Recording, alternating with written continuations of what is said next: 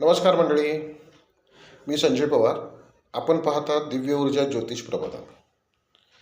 आपलं दिव्य ऊर्जा ज्योतिष प्रबोधन हे चॅनल म्हणजे यूट्यूब चॅनल प्रामुख्याने ज्योतिषीय जी मूळ पद्धती आहे, जन्म नक्षत्र गोचर पद्धती, याच पद्धतीवरती प्रामुख्याने आपण व्हिडिओ बनवलेले आहेत. त्याच्यामागचं कारणही तेच आहे. कारण काय झालंय, मुळात ज्योतिषशास्त्राचा सदुपयोग हा आपल्याला त्याच मूळ पद्धतीमधूनच साधायचा असतो. याच्या मागचं स्पष्ट कारण असं आहे की ही पद्धती मागे का पडत गेली ह्याबद्दल बोलूच आपण. पण ही पद्धती आपल्या दैनंदिन जीवनाशी कशी निगडीत आहे ह्या संदर्भात आपण थोडंसं बोलूया.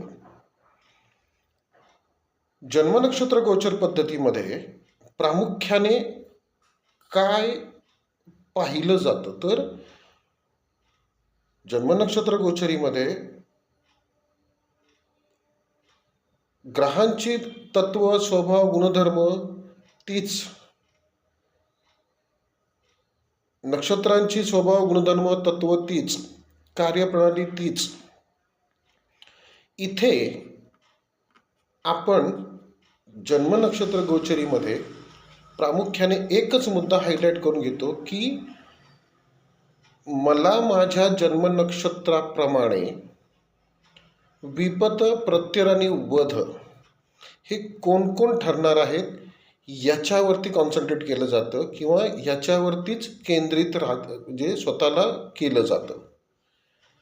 कारण तेच मूळ आहे ना. बघा, ज्योतिषीय ग्रह नक्षत्रांच्या कार्यप्रणालीमध्ये, त्यांच्या त्या गोचर स्थितीच्या कार्यप्रणालीमध्ये ते त्यांचं कार्य चालू राहतं की नाही अविरत. त्यांच्या फलितामध्ये अमुक एका लोकांना शुभ फलित आहे, अमुक एक लोकांना अशुभ फलित आहे, असं काय असतं का? नाही.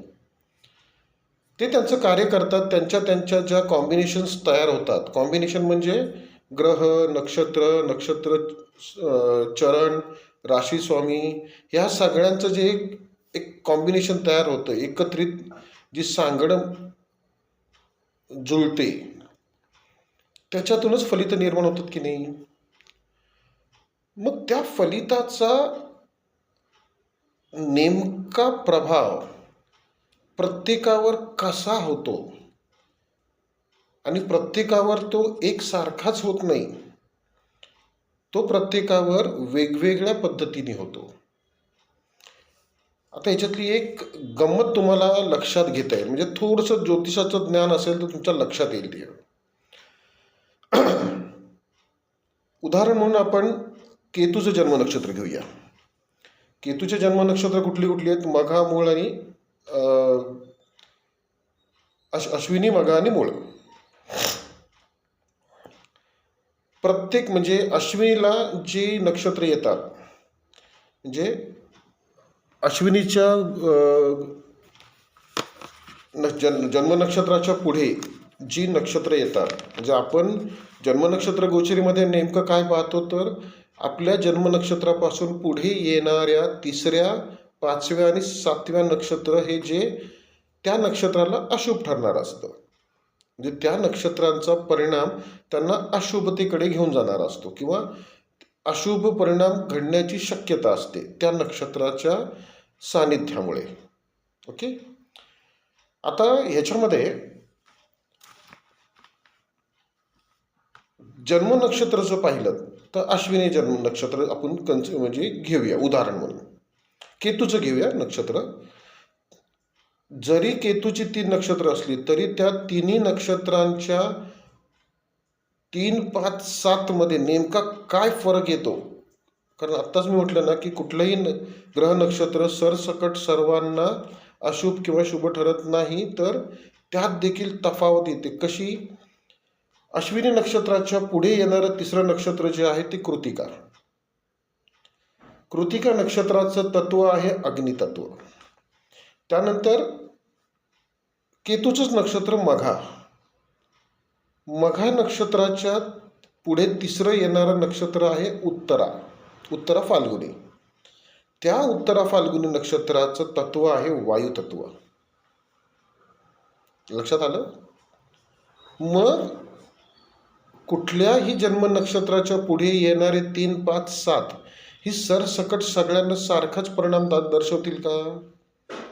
कारण केतूचं जरी जन्म नक्षत्र असलं तरी अश्विनी नक्षत्राच्या पुढे येणारं तिसरं नक्षत्र हे कृतिका आहे आणि कृतिकाचं तत्व आहे अग्नितत्व. त्यामुळे त्याला 3, 5, 7 ह्या शृंखलेमध्ये विपत्कारी परिणाम त्याला कसे भोगावे लागणार आहेत तर अग्नितत्वास धरून. मघा नक्षत्राच्या म्हणजे जन्मनक्षत्र असलेल्या व्यक्तींना विपत्कारी घटना त्याच्या कुठल्या स्वरूपात घडतील तर वायुतत्वाच्या स्वरूपात घडतील. त्यांच्याशी ते तशाच जाणवतील त्यांना. मूळ तत्वामध्ये येतं उत्तराषाढा. आता उत्तराषाढा हे नक्षत्र पृथ्वी तत्वाचं आहे. म्हणजेच जन्मनक्षत्र गोचर परिणामानुसार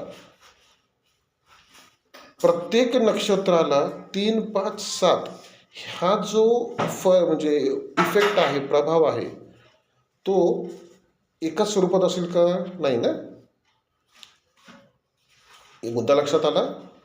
ही विविधता आपल्या ज्योतिषीय कुंडली शास्त्रामध्ये आहे.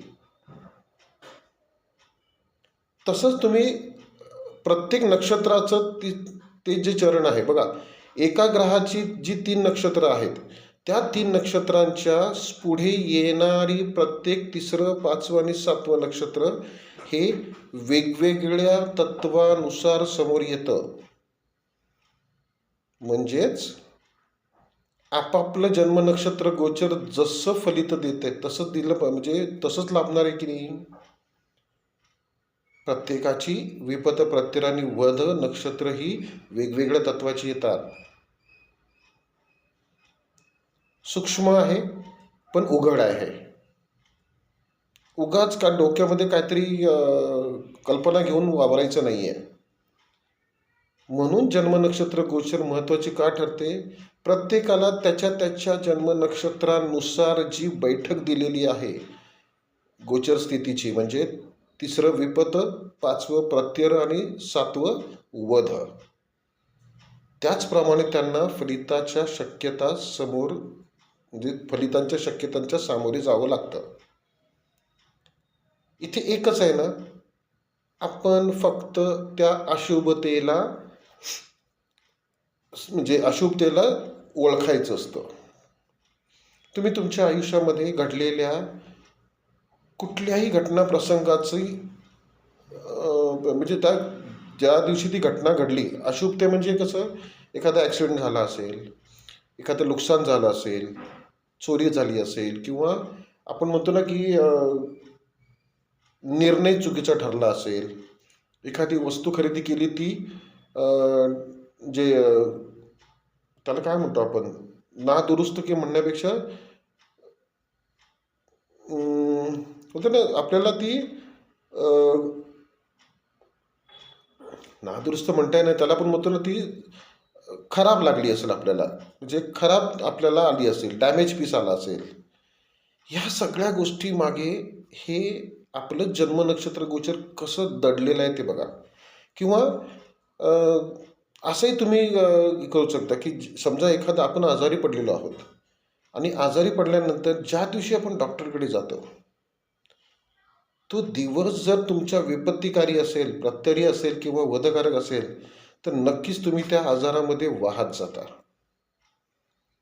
किंवा त्याच्या उलट विचार करा, जर आजारी पडल्यानंतर डॉक्टरकडे जातो पहिल्यांदा आपण, त्यावेळेस जर साधक नक्षत्र असेल, संपन्नताकारक नक्षत्र असेल, तर तुम्हाला त्या डॉक्टरकडनं अशाच पद्धतीचं मार्गदर्शन मिळतं किंवा असेच होतं ना विश्वासाचा सल्ला मिळतो काळजी करू नका, एवढं करा बस झालं, बाकी घाबरायची गरज नाही. हे अमुक अमुक याच्यामुळे होतं. तुमच्या समाधानासाठी आजच्या ह्या एवढ्या एवढ्या 3 टायमाच्या गोळ्या घ्या, बाकी विसरून जा, एवढं पथ्य सांभाळा. छोटासा मुद्दा आहे मंडळी, पण लक्षात घ्या.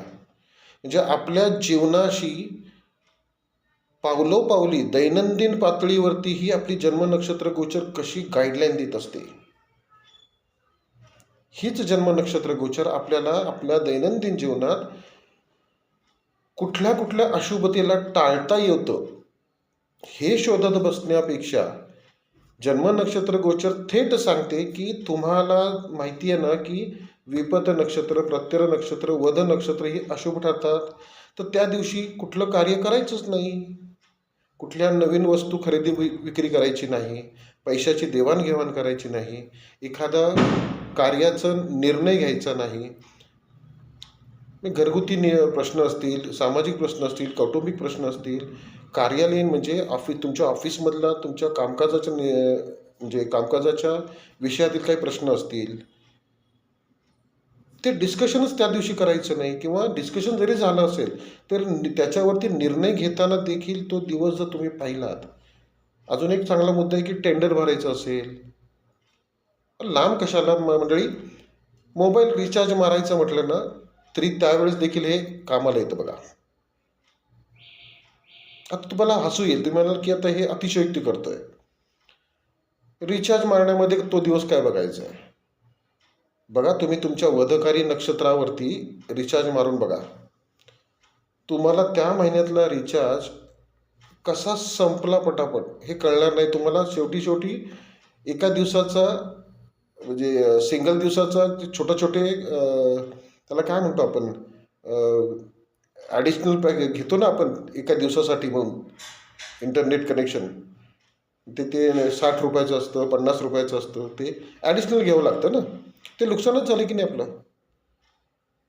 नुसतं साधं उद्या रिचार्ज मारायचं तर आज मारलं तर काय बिघडलं. उगाच तिथे म्हणजे अडून राहायचं नाही आहे की हे तुम्ही सांगता ते खोटं आहे. अनुभव घेऊन बघा. साधं तुमच्या एखाद्या गोष्टीसाठी फी भरायची आहे, पैसे द्यायचे, पैसे घ्यायचे, आपल्या अडचणीला समजा उचल घ्यायची असेल तर ती घेताना देखील हा विचार करा. एखाद्याला मदत म्हणून पैसे द्यायचे असतील तर ते पैसे देताना देखील ह्या गोष्टीचा विचार करा. कारण तुमच्या हातून नकळतपणे घडणाऱ्या अशुभतेला हायलाईट करायचं काम, अशुभतेला समोर आणायचं काम तुमची स्वतःची जन्म नक्षत्र गोचर करते. इथे जन्म नक्षत्र गोचरीचा पाठपुरावा करताना किंवा जन्म नक्षत्र गोचरीप्रमाणे दैनंदिन आयुष्य जगताना तुम्हाला त्या ग्रहाची तत्व काय आहे, त्या ग्रहाचा गुणधर्म काय आहे, मग तो ग्रह माझ्या कुंडलीमध्ये षष्ठात आहे, अष्टमात आहे, व्ययात आहे, अमक्या ठिकाणी आहे, आज त्या ग्रहाची अमुक ग्रहाबरोबर युती आहे, याचा काही विचार करायची गरज पडत नाही. तो सगळा ज्योतिषीय कार्यभार झाला की नाही, सगळं कारभार जो ज्योतिषीय कारभार झाला ते त्याचं घडत राहणार की नाही. तुम्हाला काय विचार करायचा आहे, तुम्हाला कसं वागायचं हे शिकवण्याचं काम ज्योतिषशास्त्रामधलं मूळ पद्धती जी आहे जन्म नक्षत्र गोचर पद्धती, ती तुम्हाला तुमच्या जीवनातील अशुभतेपासून दूर ठेवायचं काम करते. तुम्हाला तुमच्या अज्ञानातून नकळतपणे घडणाऱ्या अशुभ प्रसंगांपासून सावध करते. आहे की नाही सहज आणि सोपी पद्धत. यासाठी काय वेगळं रॉकेट सायन्स शिकायची गरज नाही आहे. हीच पद्धत सहजपणे तुम्ही आत्मसात करू शकता, अगदी सहजपणे. आम्ही ही सहज पद्धती का म्हणतोय, कारण ही सहज पद्धती जर तुम्हाला संपूर्णपणे आत्मसात करून दिली, तुम्हाला त्याच्यामध्ये म्हणजे त्या सिस्टीममध्ये तुम्हाला बरोबर मोल्ड केलं, तर मग आमचं ज्योतिषशास्त्राचं महत्त्व काय राहील. म्हणजे मी किती शिकलोय, मी कसं त्या ग्रह नक्षत्रांना फिरवतो, मी कसे उपाय देतो, माझ्या उपायाने फलाने झालंय, ह्याला असं व्हायचं तर त्याला तसं झालं, हे राहणार नाही ना मग. म्हणजे तुम्ही पुन्हा पुन्हा माझ्याकडे येणारच नाही दक्षिणा घेऊन. व्यवसाय करा मंडळी, तुम्ही ज्योतिषशास्त्रातला व्यवसाय करा, पण त्या व्यवसायाला काहीतरी नीतिमत्ता तत्व किंवा काहीतरी जपा ना, त्याचं खरेपणा जपा. आला मुद्दा लक्षात. मी तर असं म्हणेन की तुम्ही हा व्हिडिओ ऐकणारे पाहणारे जे ज्योतिषी असतील त्यांना देखील माझं आव्हान आहे की, आव्हान म्हणण्यापेक्षा नम्र विनंतीच आहे, तुम्हाला हे सहज सोप्या पद्धतीने जर शिकून घ्यायचं असेल तर तुम्ही तुमच्या विभागामध्ये, म्हणजे समजा आता काही ज्योतिषी समजा पुण्यात राहत आहेत, काही ज्योतिषी साताऱ्यात राहत आहेत, काही ज्योतिषी कोल्हापुरात राहत आहेत, काही मुंबईत राहत आहेत. त्यांनी आपापल्या सर्व मित्र, म्हणजे ज्योतिषीय मित्र जे आहेत त्यांना एकत्र येऊन एक दिवस ठरवा आणि त्या दिवसाला मला तिथे बोलवून घ्या. तुम्हाला एकच दिवस घ्या, म्हणजे आपण ती ज्योतिषीय कार्यशाळा, एक दिवसीय कार्यशाळा घेऊया. फक्त तुम्हाला हे जन्मनक्षत्र गोचर कसं ऑपरेट होतं आणि कसं पाहायचं, थोडक्यात कुंडलीचं विश्लेषण, ज्योतिषी अर्थाने नाही, कुंडलीचं विश्लेषण हे त्या पत्रिकेला अनुसरून किंवा त्या जन्म नक्षत्राला अनुसरून त्या जातकाच्या जीवनामध्ये कसं त्याला स्वतःला वावरायला शिकवते,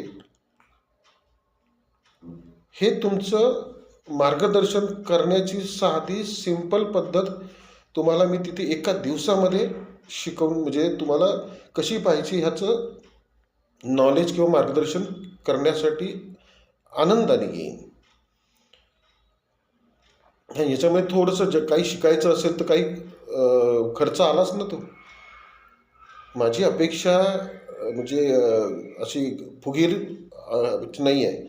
जाणं येणं माझ्या घरापासून तुमच्या स्थानापर्यंत जाणं येणं केलं, एक दिवस समजा लवकर यायचं असेल तर राहायची व्यवस्था तिथे केली कोणाकडे किंवा कुठेही, तेवढा खर्च करा आणि माझी रॉयल्टी म्हणून काहीतरी, जे काही फुलाची पाकळी म्हणतो ना आपण, ती जरी मला देऊ केली तरी मला आनंद आहे. मला 5,000चंच पाकिट पाहिजे, मला 1,000 रुपयाचं 2,000चं पाकिट पाहिजे, 10,000चं पाकिट पाहिजे, असलं काही नाही आहे.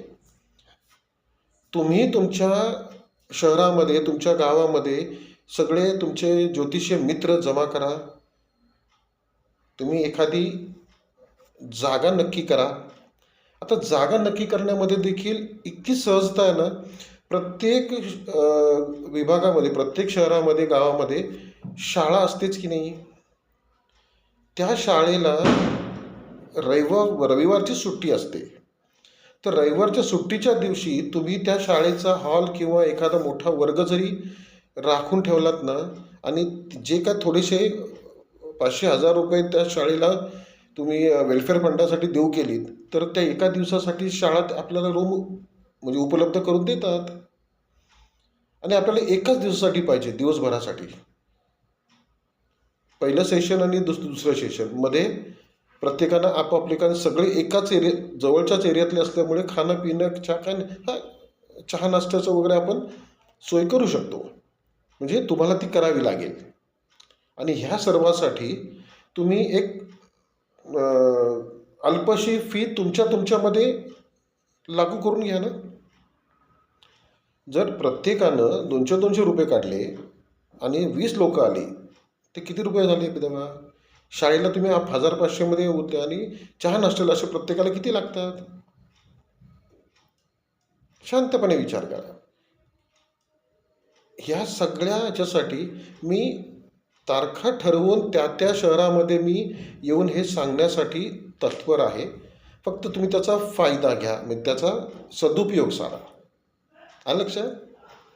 जन्मनक्षत्र गोचर खूप महत्त्वाची आहे, आपल्या दैनंदिन जीवनासाठी खूप फायदेशीर आहे आणि गरजेची आहे, सदुपयोग साधणारी आहे. तर तिचा विचार करा आणि जन्म नक्षत्र गोचरीला आपलंसं करा. आपल्या जीवनात नकळत घडणाऱ्या अशुभतेला कंट्रोल करू शकता तुम्ही, कमी करू शकता. त्याची म्हणजे नकळत घडणारे जे नुकसान आहे अज्ञानातून होणारं, किंवा ते जो दिवस नाही कळला मला म्हणून अशुभ होता माझ्यासाठी, पण मी अशी कार्य टाळण्यासाठी म्हणजे तुमच्या जीवनातली सगळी नकारात्मकता किती कमी होईल याचा विचार करा. आणि ह्या माझा जो संकल्प किंवा जो माझा आमची इच्छा जी आहे हे शिकवण्याची, त्याला बघा तुम्ही तुमच्या पद्धतीने पुढे घेऊन चाला आणि ह्याच्यामध्ये मास्टर की करा. सहज सोपा आहे देवा. काही ज्योतिषामध्ये रॉकेट सायन्स जे ज्योतिषी म्हणजे रॉकेट सायन्सचा धरून चालायची गरज नाही. विचार करा. व्हिडिओ आवडला असेल, मुद्दा आवडला असेल तर व्हिडिओला लाईक करा, सेव्ह करा आणि आपल्या हा व्हिडिओ जास्तीत जास्त शेअर करा. आलं लक्षात? आणि आपल्या चॅनलला सबस्क्राईब करा मंडळी. आता असाच आणखीन एखादा टॉपिक घेऊन पुढच्या व्हिडिओत येऊ. तोपर्यंत ओम नमो नारायण. शुभम भवतु.